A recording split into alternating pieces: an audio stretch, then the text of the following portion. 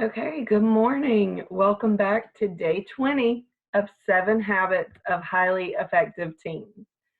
Um, Yesterday we discussed your big rocks, how to determine what they are, and we discussed scheduling. And so your homework last night was to create a planner that looks something like this one, determine what your big rocks are.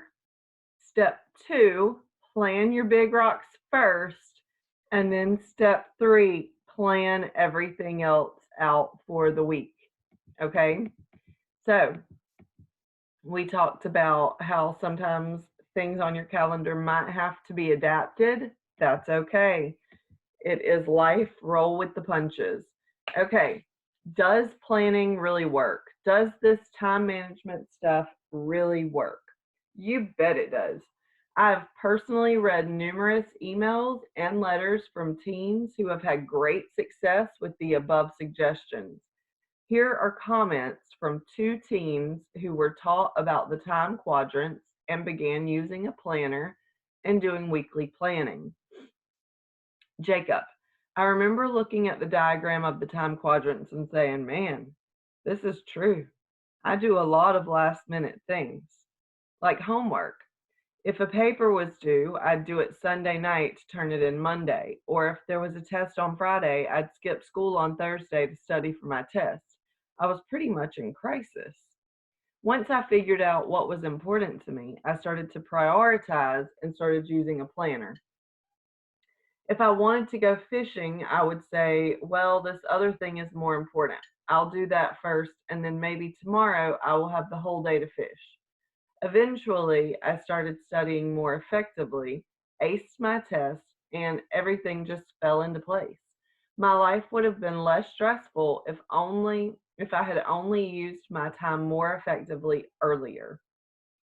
Brooke, my stress level has decreased because I'm no longer constantly trying to remember what I have to do a few days ahead. Now I can just pull out my schedule and I'm all set. When I get in a bad mood and stressed out, I look at my schedule and realize that I still have time to do everything, especially the things just for me. One of the few things that can't be recycled is wasted time. So make sure you treasure each moment in the words of Queen Elizabeth I on her deathbed, all my possessions for one moment of time. Wow. It's true though. I use a planner daily and it works very effectively for me. I have a very, very busy life. Um, as I'm sure, knowing most of my students, so do you guys. Your students, your athletes, a son or a daughter to someone, and everybody expects something different from you. And if you can get that down on paper and see what is required of you, it just makes life so much easier um, than if you're trying to just shoot from the hip and do everything last minute. Okay, the other half. Time management isn't all there is to habit 3. It's only half of it. The other half is learning to overcome fear and peer pressure. It takes courage and guts to stay true to your first things, like your values and standards, when the pressure is on. I once asked a group of kids, what are your first things? To which they answered, among other things, family, friends, freedom, excitement, growth, trust, God, stability, belonging, looks. I then asked, what keeps you from putting these things first in your life? Not surprisingly, fear and peer pressure were two of the top responses. So, we're going to talk about how to deal with these: the comfort zone and the courage zone. Putting your first things first takes courage, and it'll often cause you to stretch outside your comfort zone. Take a peek at the courage and comfort zone diagram. You have comfort zone, things I enjoy doing, relaxation, safety and security, ease, surety, freedom from risk, and things accustomed to. Okay, things that take courage. anything you are afraid of, anything you've never tried. Hard moments, ultimate potential, unexplored territory, risk, things that are difficult, opportunity, bravery, higher duty, and adventure. All of these things take courage, and I'm sure that there's more. So, your comfort zone represents things you're familiar with, your regular haunts, friends you're at ease with, activities you love doing. Your comfort zone's risk free. It's easy. It doesn't cause you to stretch. Within these boundaries, we feel safe and secure. On the other hand, things like making new friends, speaking before a large audience, or sticking up for your values can totally freak you out. Welcome to the Courage Zone. Adventure, risk, and challenge included. Everything that makes us feel challenged, aka uncomfortable, is found here. And this territory waits uncertainty, pressure, change, the possibility of failure, but it's also the place to go for opportunity and the only place in which you'll ever reach your full potential. You'll never reach it by hanging out in your comfort zone. That's for sure. If you're doing the same thing over and over again every day and you're not stretching your limits, there is no growth to be had. That is certain. What's that, you asked? What's so wrong about enjoying your comfort zone? Nothing. In fact, much of our time should be spent there. But there's something absolutely wrong with never venturing into unknown waters. You know as well as I do that people who seldom try new things or spread their wings live safe but boring lives. And who wants that? You miss 100% of the shots you never take, said hockey great Wayne Gretzky. Why not show some faith in yourself, take a risk, and parachute into your courage zone from time to time? Remember, the risk of riskless living is the greatest risk of all. Oh, that was a tongue twister. It's not the mountain we conquer, but ourselves. Edmund Hillary, first person to climb Mount Everest. Yes, it is true because you must overcome all of those underlying fears to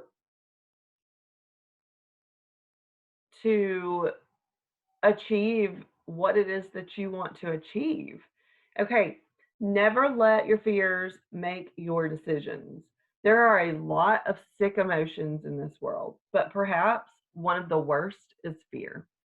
When I think about all I failed to do in my life because my fears got the best of me, I ache inside. In high school, I had a crush on a girl named Sherry, but I never asked her out because my fears whispered, she may not like you.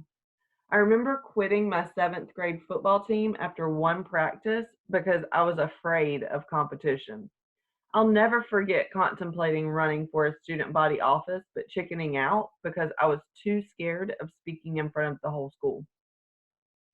Throughout my life, there have been classes I never took, friends I never made, and teams I never played for, all because of these ugly yet very real fears. Um, I like how Shakespeare put it in Measure for Measure. Our doubts are traitors and make us lose the good we often might win by fearing to attempt.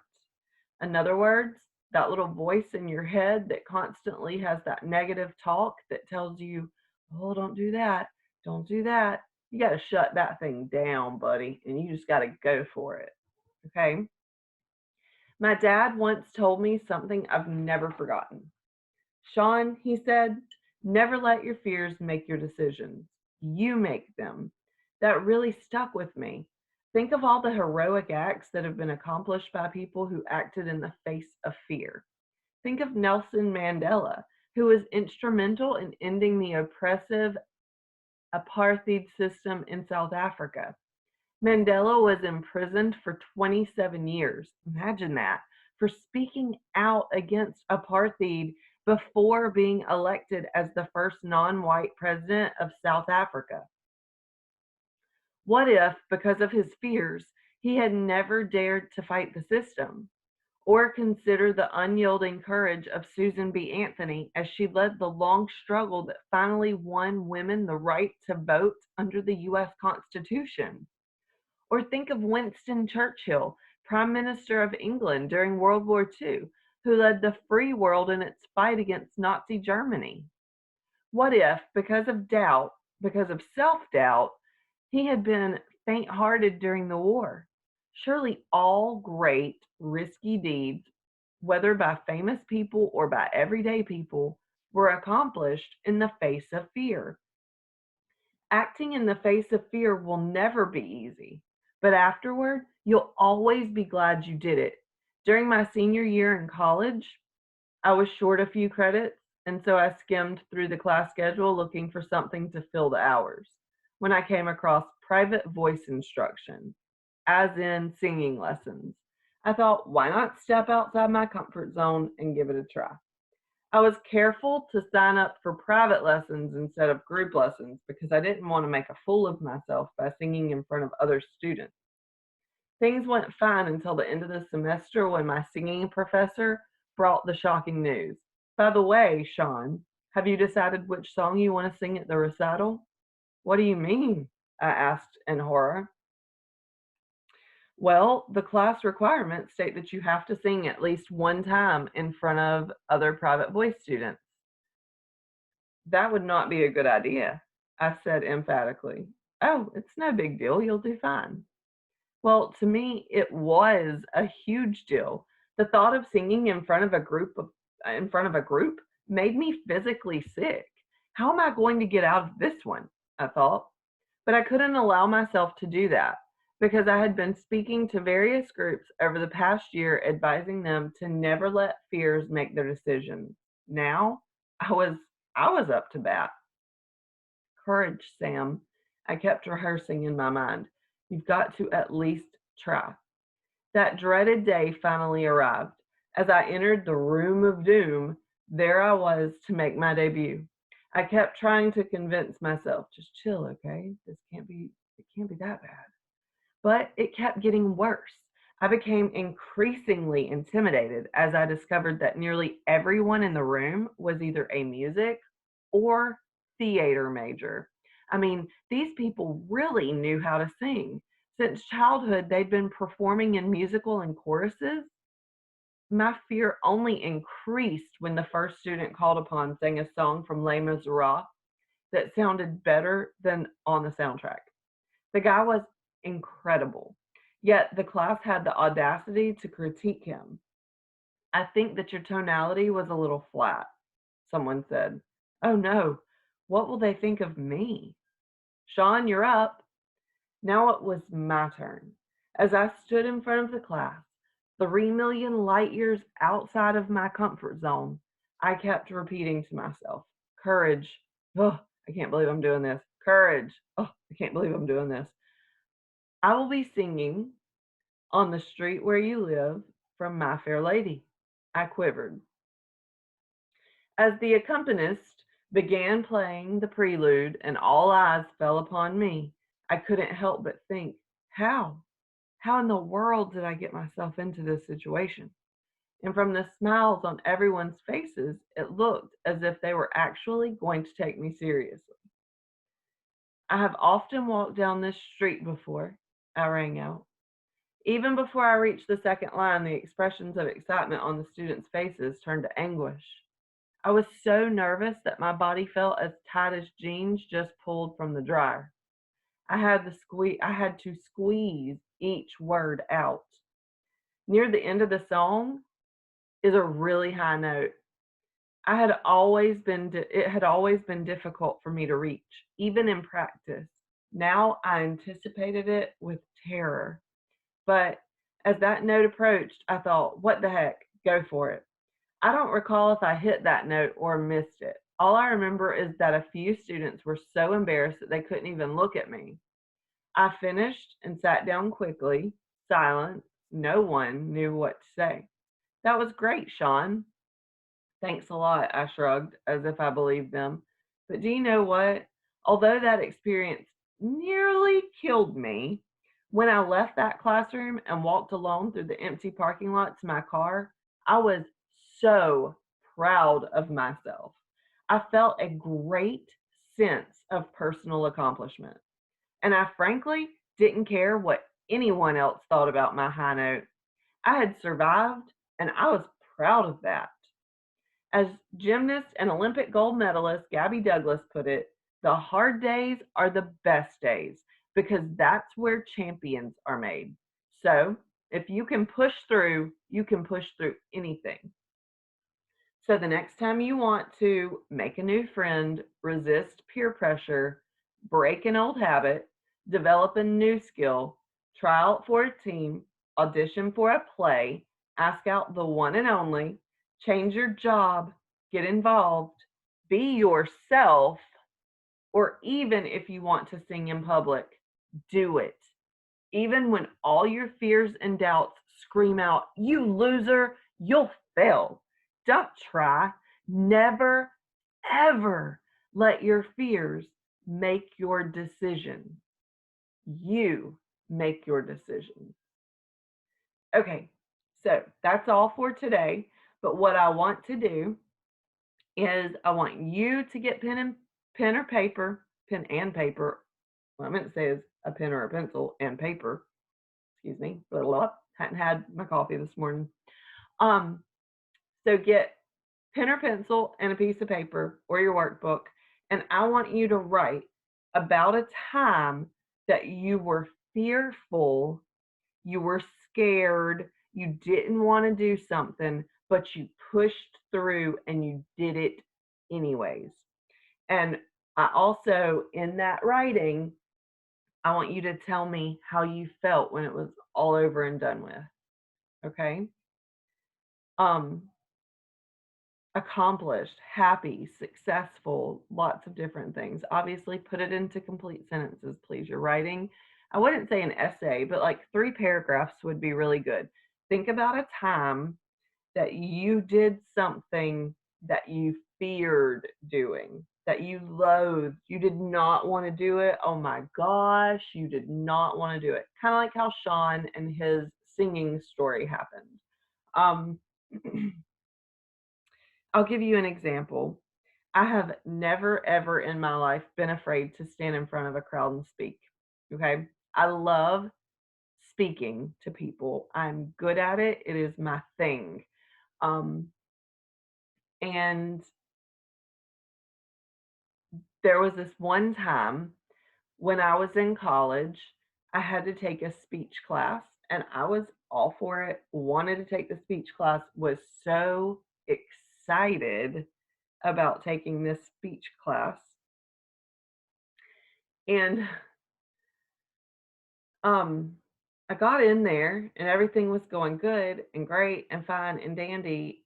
And then I kind of developed a crush on this guy who um who was in my class. And I can't for the life of me remember what exactly happened or like what the topic was. But I know that my professor put us in a group together. It was like myself, him, and one other person. And we had to prepare this project. Well, they wanted me to do the discussion in front of class because they thought I was the better speaker and it was a speech class. Um, and so I was like crazy nervous because I wanted to impress him and because his grade, rode on whether or not I did a successful job at speaking on this project or not. And I remember being absolutely petrified to get in to stand up in front of our class and actually do this presentation because I really liked him. And if I messed up, it would have affected him negatively. And it scared the daylights out of me. But I did it, and I think we got a 98 or a really high A on that project. So it was all good. And then I shortly after that realized that In fact, I did not like him at all. He was a little bit too much for me. Um, but that's here nor there. It was the simple fact that I was literally petrified because this person's grade rode on whether or not I could do what I think I do best. And I did. So, and I was totally happy with myself and excited when it was all over and done with. And I knew that I had been impressive. And then it didn't matter because I was no longer impressed. Anyway, so I want you get your pen or pencil and your paper and write your 1, 2, 3 paragraphs about something about a time that you had to step outside of your comfort zone and do something that scared you. And tell me how that made you feel once you completed your mission. Okay? I hope you enjoyed today's lesson. I always enjoy doing these videos for you guys, and I will catch you on the flip side. Hope you have a great day. Toodle-doo.